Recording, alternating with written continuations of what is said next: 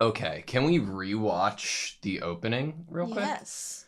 I more so want to, not because of my I want to see what it shows. This might have been one of my favorite Attack on Titan songs. Period. Yes, it reminded me of the type of stuff I listened to in high school. Exactly. Thank you. Literally same. If I had watched this in high school, this would have been my song I listened to on repeat all the time. Remember when we first met and then started texting and stuff and sharing music tastes? We both kind of related to the same type of high school-ish genre we liked. And this is exactly it. Yeah. Okay, I want to listen to it and watch it. So good. It's the chorus too. It's not even loud enough. I need it louder. Where's the karaoke version? I never wanted to be the king. To save your life. That's Annie breaking out for sure. And then that was Annie in Female Titan form. Yeah. Right? It's coming soon, right? And I think I was right that that's Ymir.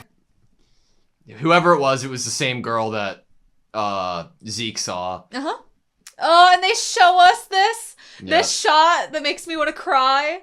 You could even see Ymir and Historia. And Krista. Yeah. Just you two. That seems like a spoiler that I don't want to look at. That that's still inside of Aaron's eye. You know what I mean?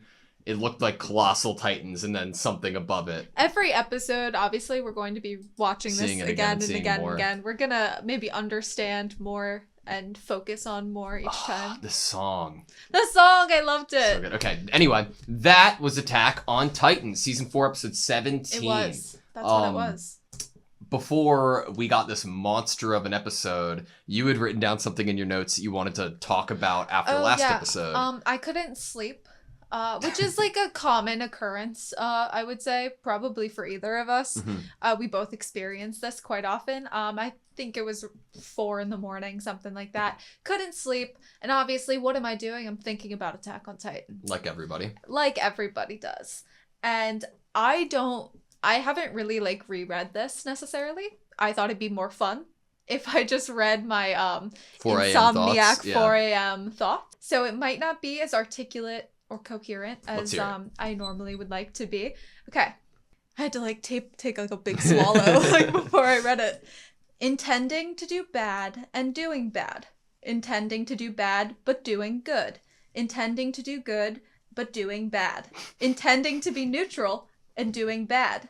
Intending to be neutral and doing good. Intending to do good and doing good. It's all subjective within the confines of this fictional world, and all intentions will either mean something big or nothing at all to others in terms of validity and personal morality. Some people don't even care about what one's intentions are. They judge someone based on the action of bad or the action of good. But the good and the bad, and which is to be decided by the specific characters themselves, and up to the viewer to dissect or understand how the character views the world and the people around them. A thought becomes a goal, and then becomes an intention that is then acted upon, and then there is a response. And the intricacy that follows as the dice is tossed, and as the viewer, you watch a thought and intention turn into an action, and then you get to watch how the whole world, or maybe just one specific character, reacts, interprets, judges, and then responds. It's awesome. I love that. What you were saying made me think of something that I haven't thought about in a couple of seasons that I'd love to try to go back to and talk about, because it reminded me of it. Do you remember in season 1, episode 23, what Annie was saying to Armin in that alleyway? There was some dispute of good or bad, I thought. Possibly. I mean, it is a very common theme in this show that is what is good and what is bad, and it's all subjective. Yeah, but I felt like there were some really good lines. Do I really look like such a good person to you? And Armin says, a good person. Well, I don't really like that term. Interesting. I love that you remembered this. It just seems to mean more. Yeah. Who's good for you. It just seems to mean someone who's good for you. It's all subjective. And I don't think there's any one person who's good for everyone. Oh, you're so good for remembering this. Then to me, you're a bad person, right? If you don't help me and do good for me, then to me, you're a bad person. Oh, it's like the this choice brings of up words. so many like things that we've been talking about in the last couple episodes. Yeah.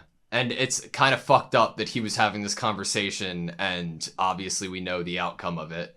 But we know that Annie's probably coming back. Is Annie going to be a good person to Armin or a bad person to Armin? I remember loving that interaction. We did love that intro. I'm so thankful and proud and appreciative that you rememred that conversation having any sort of tie into what I said. Well, like it like accentuates the literal fact that there is not a good person for everyone, and that there is no such thing that will ever exist. Right. I mean, especially with what lines we got in this past episode where Zeke has a plan that he thinks protects the world and saves, children from suffering. Yeah. And General Magath says that, we need to do this in order now, not just for Marley, but for the entire world. Yeah. And it's like everyone thinks that they are doing what's best. Of course. For saving the world.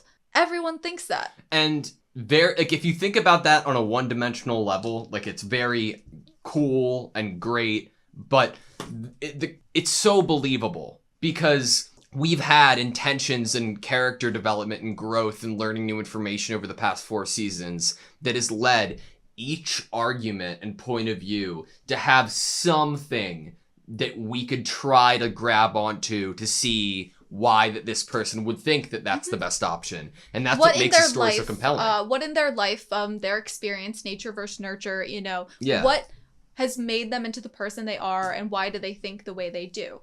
Yeah, it's great. I feel like for my sake, I want to try to go a little bit chronologically through this episode. That's fair. Levi is kind of alive, I'm assuming. It seems like Hanji thought that there was a possibility of either keeping him, I guess, on like a life support terms in order to maybe turn him into a Titan to eat maybe turn him into a pure Titan and then keep him locked up. So if you had anyone to eat, you could just feed him to Levi. Like that could be a plan. What? Because he looked kind of similar to Erwin, to be honest. Actually, so what I was just about to say is that, you know how Mikasa apparently has this like lineage that forces her to protect somebody, and that person for her is Eren? Mm-hmm. Does Levi abide by the same rules, and was that person Erwin?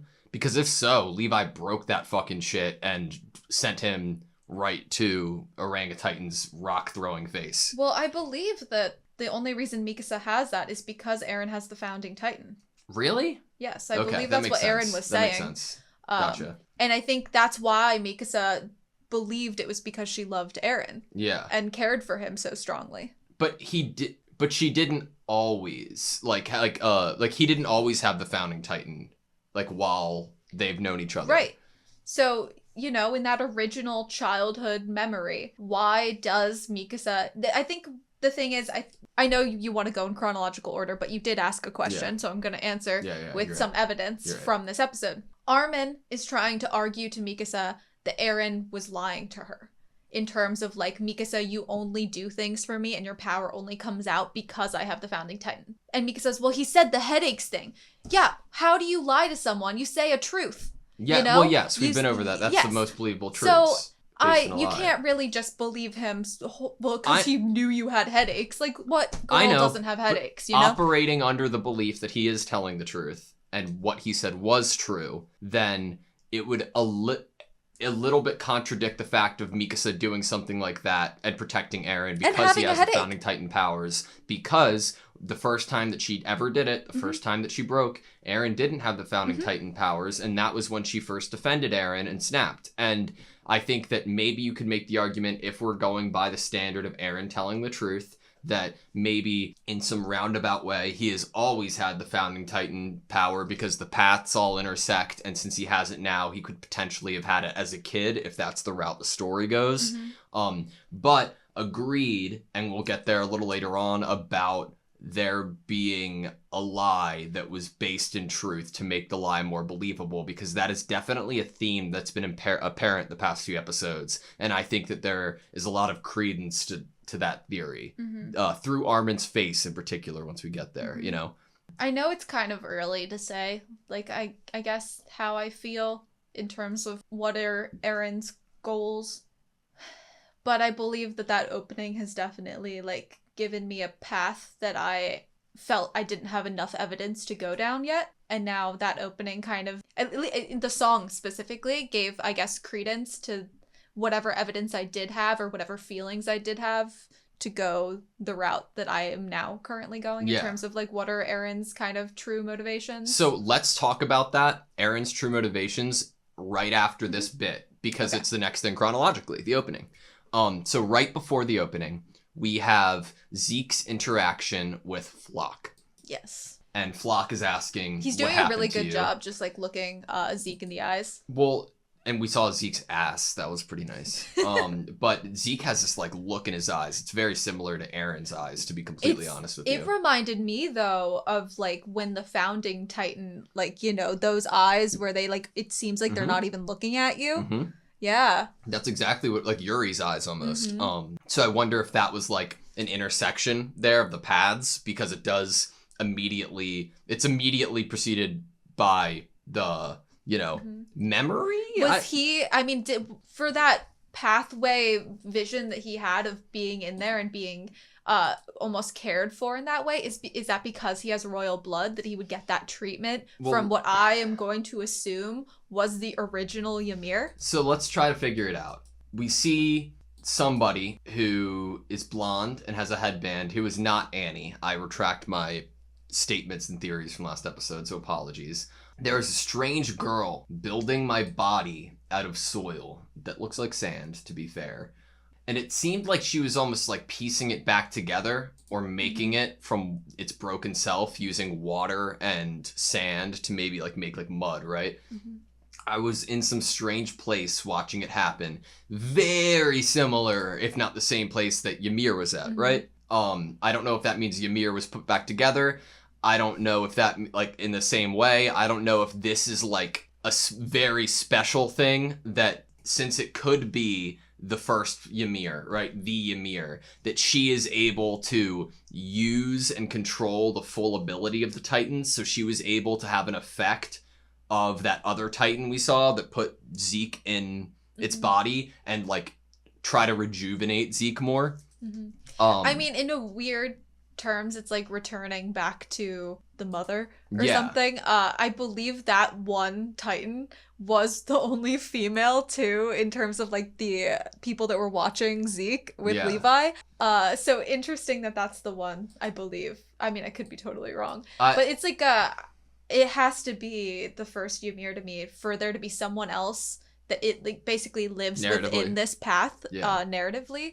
And for Zeke to be the one that sees it and is pieced together in a way, I feel like ties to the royal blood. Yes, I agree. And the paths, like, and the vision of, like, it looks like Aurora Borealis almost. To me, it's like, okay, these are all the paths and they converge at a point, right?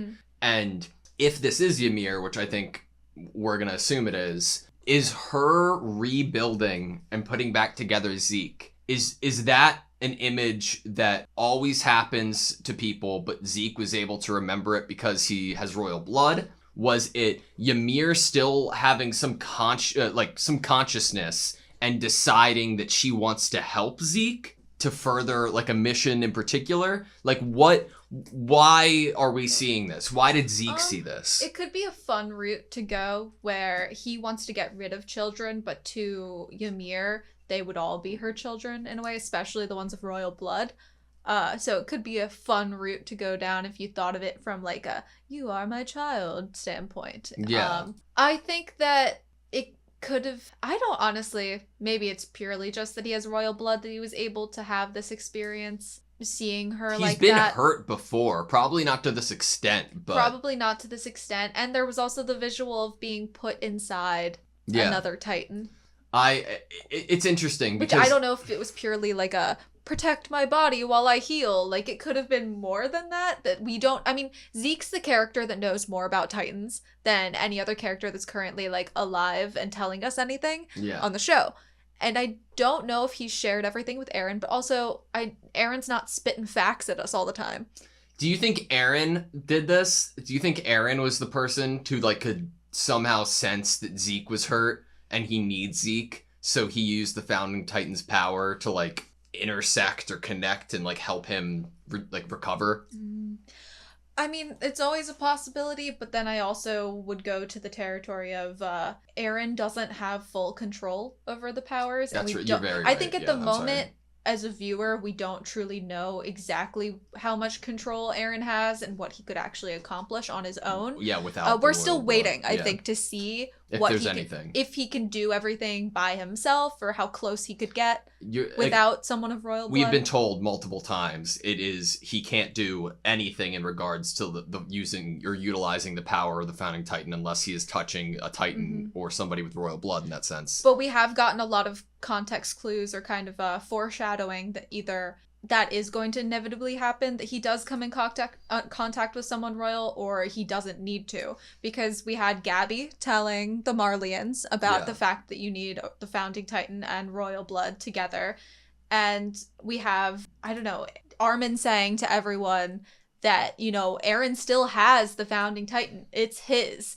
So we did get a few people saying things in this episode that could lend itself to the possibility that either Eren can do something wild and crazy that we didn't know he could do yet. Yeah. Or he does come in contact either with Historia, her infant, or Zeke. I think that's fair. On to Eren's motive. What Eren's do you think? motive. We're at the OP. So you alluded to this maybe giving you more context or more confidence in where you think Eren's mind is at. I like romanticized things, and I don't mean that romantically like what people would normally term like romantic love. I don't mean it in that way. Like romanticized is more like a beautiful kind of idea, platonic love even, a very loving idea. I like. My mind wants to go and my heart wants to go the route that when Kruger initially said Armin and Mikasa, that it was supposed to mean to us that these are the two people that Eren would never ever hurt. You know, that for those two names to be said, the part of me that wants to romanticize Eren and his motives in the story, it is that those two, I think I even said when he was mean to them that maybe he was just trying to create some distance, say something in order to evoke a response from them that would either protect them or put them out of harm's way. Maybe he wanted to have them locked up so that they couldn't interfere and get themselves killed trying to protect him or trying to fight against him or something. And I like going the route that he is trying to save them, specifically the two of them. Why does, you know, if we think about whether someone is selfish or not selfish, Eren has never wanted any of this that has happened to him. It was put upon him. And I could see as a character him be like, I am going to be selfish. I don't care about saving everyone in the world. I want to save the two people that matter to me. And no matter the cost. No matter the cost. That I want to save and protect them. Because I don't know everyone else in the world. I don't love everyone else in the world. And I could see Eren thinking that way from knowing him, childhood Eren, and on. I could see him being like, you know, if I could do anything in this life, I would want to protect the two people that matter to me the most. I can completely see that. I can completely agree with that, especially lyrics supporting it. Supporting it. I think that you could make the argument that everything Eren has said is based in truth to make his lie more believable, to, in a roundabout way, protect Armin and protect Mikasa and inevitably, you know, make a world where they are able to live and thrive without worry, and no matter the cost, no matter the infliction onto the rest of the world. Because, like you said, Armin and Mikasa are his world. He doesn't give a shit. And he has the founding titan power. And what have we heard from people that have the founding titan power? That they know that it is inevitable that there is going to be more conflict and more suffering. Always. Always going to be war. And, you know, if you're in such a pessimistic mindset and you think you're walking through hell and you're wondering if you're going to enter into the light and it be another hell, you know, if you could just go out trying to protect the people you love because that seems to be all that's in your means. Yeah.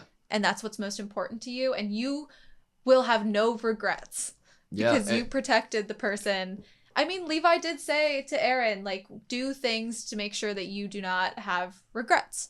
Like, at the end of the day, before Anyan Capone got down there, everybody minus Hanji, Levi, and rest in peace Sasha was safe in a basement. Mm-hmm. And I think that argument could be like made that this is the reason he's doing everything. Is that why he didn't leave? Maybe. You know, Yelena was like, go and meet with Zeke. And if we're going into this territory of Eren, his main actual focus and goal is protecting the people he loves and cares about, he's not going to leave them not defended in this building in cells with Marley coming in. He's going to be like, I need to get Marley out of here so that they don't take my friends captive or kill them. Yeah. So, like, is this like a big rug pull that will inevitably happen to just Zeke? Or do you think that Yelena is ever going to have any doubt about, like, Eren's belief in how it might differ from Zeke's? So that's a really good question because it gets into kind of Yelena's character of, like, how she, in a religious way, if she viewed Zeke as almost, like, given a power or a mission in a godlike way by a god, and she sees them as these brothers that are going to do this, where she's also placing this kind of godlike admiration onto Eren as well, that he could also be someone that saves everyone and does something glorious. And, you know, what she says when she watches him is she seems both scared and shocked at first, but then it's almost like she's in awe. And she says, he's special. Yeah. And I'm like, maybe Yelena wouldn't actually be too upset, you know, if Eren, you know, she'd probably be like, okay, they're both trying to decide who has the best plan. I don't know. She sees him and she thinks he's special. It's not really her place, and she probably wouldn't feel like she could judge because they are above her. It could be like any decision that they make is godly and correct. Yes. And maybe Zeke would agree with Eren in whatever he chooses to do right now, and I couldn't know because I am just not godlike like them, and I am underneath them, and that's how she views herself. So maybe she just won't judge him because she doesn't feel like she has a place to judge. Do you think that if Eren isn't what has been told to us in the past few episodes and is going down that route that we just said about wanting to save everybody, do you think that he has made the right decision throughout his actions to get to that end goal? Like, do you think that you could see his actions being justifiable at the end goal of protecting everybody? Because I don't know, like, well, I mean, everybody's still alive minus Sasha, so I guess I mean, like, on justifiable maybe to some of the characters, but not to others. It takes me back to when he did the attack in Marley and Mikasa was like, Eren, there were, like, innocent people and children here. Yeah. Like, I don't think... And Eren is willing to... Literally, he said he's willing to walk through hell. He's willing to get his hands dirty and do the horrible things that he deems bad, that Eren deems bad, in order to make it so the people that he loves don't have to get their hands dirty in that same way, or that they don't have to suffer. Yeah. And I believe that when he says that sort of thing, that's where my mind goes.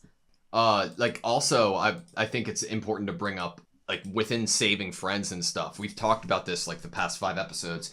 I still think that there's something within Historia and, like, a conversation that she and Eren might have had of Eren wanting to protect her as well. And the only way to do that is to get the power himself, you know? I mean, like, Historia is one of our, like, I think main pieces of evidence or devices of evidence that Eren strongly advocates for protecting the people he cares about. Yeah. He will stand up in front of everyone and proclaim, you know, how much he wants to protect them, or that they shouldn't hurt these people, and he'll try to come up with ways to protect them secretly even, and he'll try to come up with ways to protect them secretly even. Like, he purposefully withheld information about Historia that might have possibly been for the greater good to share, but he chose, I'd rather do something for the good of the person I love and not the greater good of everyone. Yeah.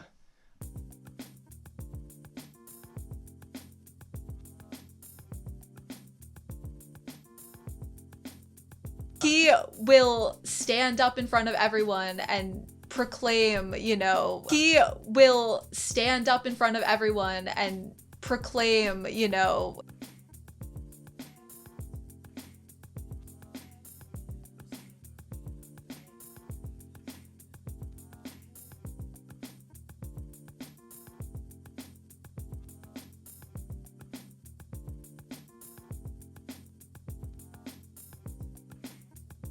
proclaim, you know,